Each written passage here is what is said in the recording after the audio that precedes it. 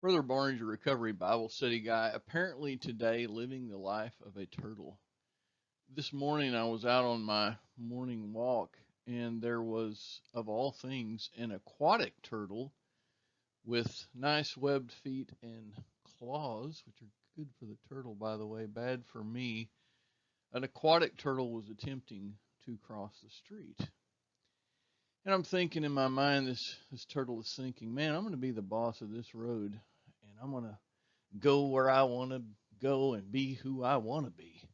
This works pretty nicely until a vehicle, an automobile vehicle, who is more suited for the road, moves in this direction. It may not turn out well for the turtle. I'm kind of like this turtle. As I saw this turtle struggling, actually was in its shell. It was halted in its progress, which is also not a good thing for being in the middle of the road. As I picked this turtle up, it relieved itself upon me, and I did not realize that a turtle can have so much liquid inside. Let me just say that right now.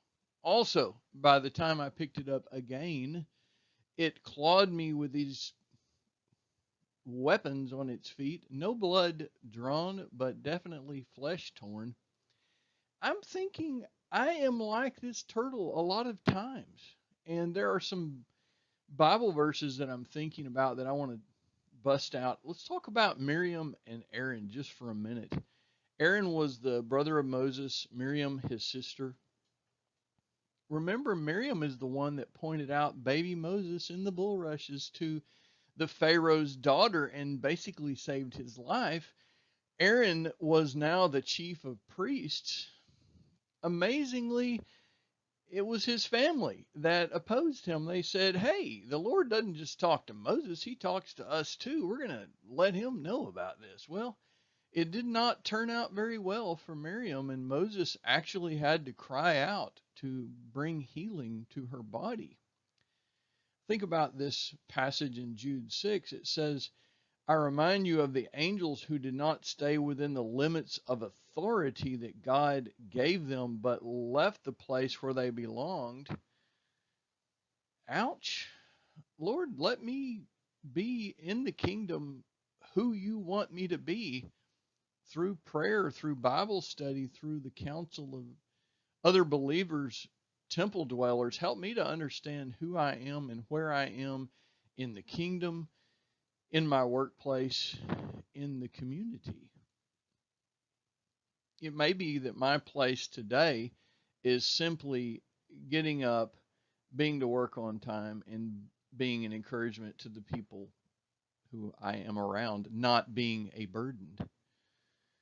The beautiful thing that you and I don't get is that it clearly says in Ephesians, we are God's masterpiece. He's created us in Christ Jesus so that we can do the things he planned for us long ago, the things he planned for me. If I truly believe that I am God's vessel, then I won't be like Miriam and Aaron looking upon Moses with envy. I won't be coveting things or positions or power because I know that God will put in front of me today what he has planned for me to do a long time ago, apparently.